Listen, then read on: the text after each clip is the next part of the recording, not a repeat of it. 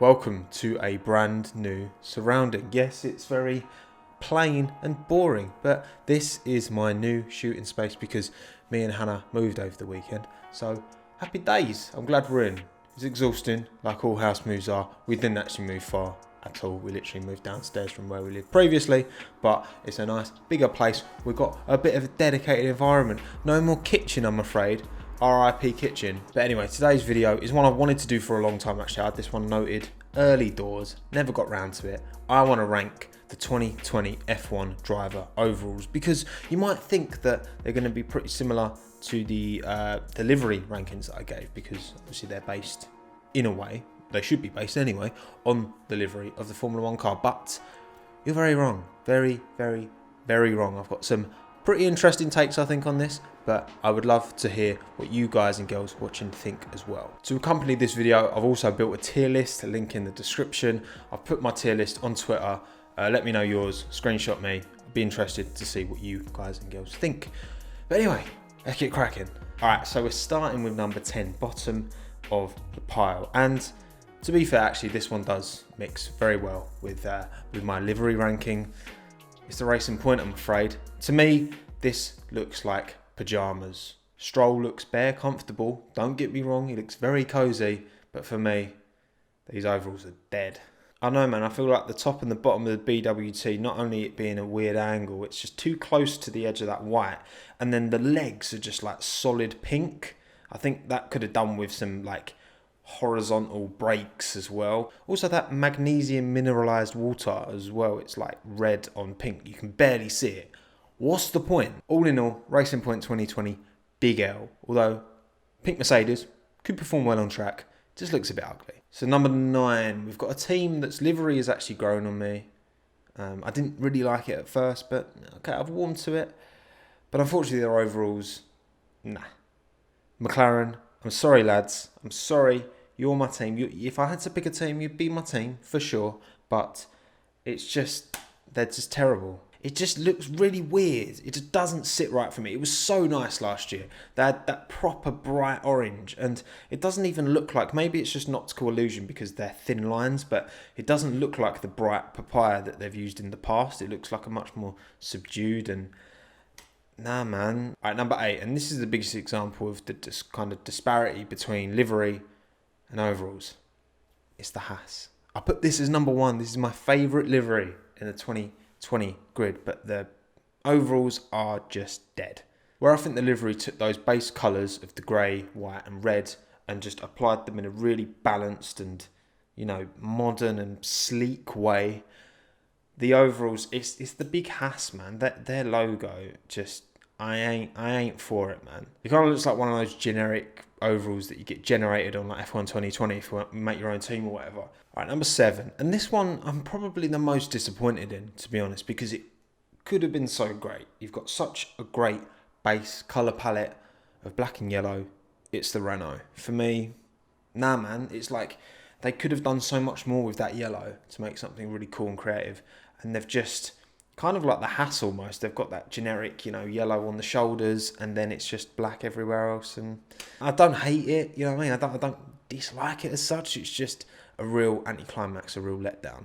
The use of a lighter grey as well as the black is cool. I guess that's the one kind of, you know, saving grace. But also, I know they don't care. I mean, DP World are bringing good money, obviously, to be a title sponsor, but that don't half look ugly. That don't half look ugly on it. All right, number 6, and it's a set of overalls that, again, I think it's a downgrade from last year. There was at one stage during F1 2020 testing when I saw the overalls that Kimi was wearing in the Alfa Romeo, and I was like, oh my God, this is going to be amazing, because they were black, but unfortunately it was just for the test livery, the cool heart snake pattern thing.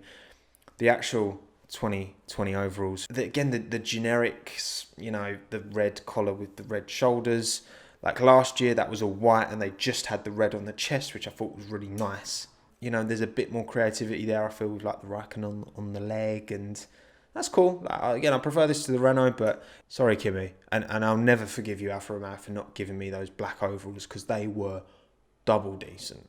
All right, number 5 time. These were all very difficult to decide. To be fair, I'm not massively, pro number 1 versus number 5. But someone has to take number 5, and I'm going for Mercedes. I really like it. It's really nice. It's just probably the simplest. And the Ineos sponsorship just, again, is ugly for me. Really doesn't work. But hey ho, they've got a good base, solid base. Lazy, maybe, but simple is sometimes effective, and to me this actually works really nicely. If anything, I kind of liked the whole black, the Ritz-Carlton sponsorship below Petronas from last year. So maybe a slight downgrade, but I'll take what I'm getting, you know what I mean? All right, number 4. And we have the first, which for me is very much an upgrade from last season. It's the Red Bull. Why is it an upgrade? They added a red bit, like kind of here. That's pretty much it. But hey, it's an upgrade nonetheless, and these have always looked cool, I think. I love the Red Bull design for the livery. I've always thought the overalls look cool. And, same as this year. Plus my boy, Alex Albon, is going to be wearing this race suit this year. My favourite driver. He's going to win races. I beg. All right, here we go, number 3. These were very controversial when they dropped. For me, they look sick.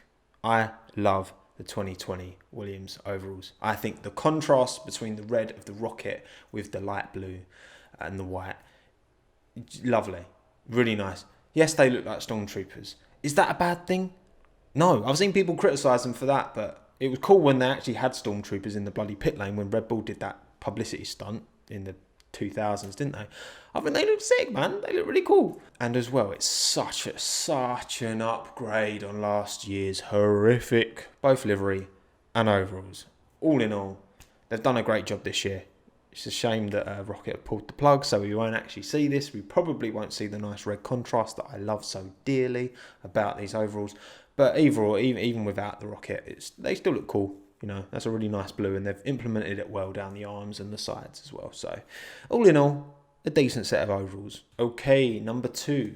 Now, anyone watching, you might be quite surprised by the 2 teams that are left, because I haven't been particularly kind to either of them, to be fair, over the course of the channel, I'll be honest. But they are taking my top 2 places in overalls. And number 2 is the AlphaTauri. Again, the white looks great, and the car doesn't meh. To me, it's overrated, but the overalls look sleek. They look very nice. I'm very happy. Again, it's all white. It's got the hints of blue.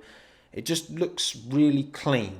It just really looks really well considered, well thought out. It's weird, man. Like, call me a hypocrite all you like. I don't know, mate. I look at the livery and I'm like, eh. I look at the overalls and I'm like, yeah. You know what I mean? Like, it's hard to put a finger on why I'm digging one over the other, because fundamentally they are the same colour palette, but there's something about white overalls that just, I think, work really, really well. And then white liveries, maybe not so much. I don't know. But there we have it. The winning overall from the 2020 grid in this factual video from Tommo F1, because this is, of course, the truth, is the Ferrari. I love the 2020 overalls. You know what? It's the black. It's the black and the red, and it's the use of the black in both the Mission Winnow and on the shoulders and on the cap. Like, that whole setup works so nicely. And, funny fact, because maybe they should be my favourite team, because red is actually my favourite colour. If anyone asks me, it's always been red. It's always been my colour. And that hasn't translated to Ferrari support and love, because, I look for more than just a colour when I'm picking a team.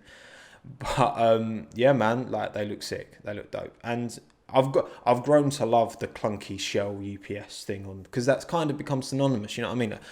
They've kept with it this ugly implementation of their brand logo so much that it's become kind of its own little thing, and it's become great almost, and I really dig it. So there we go.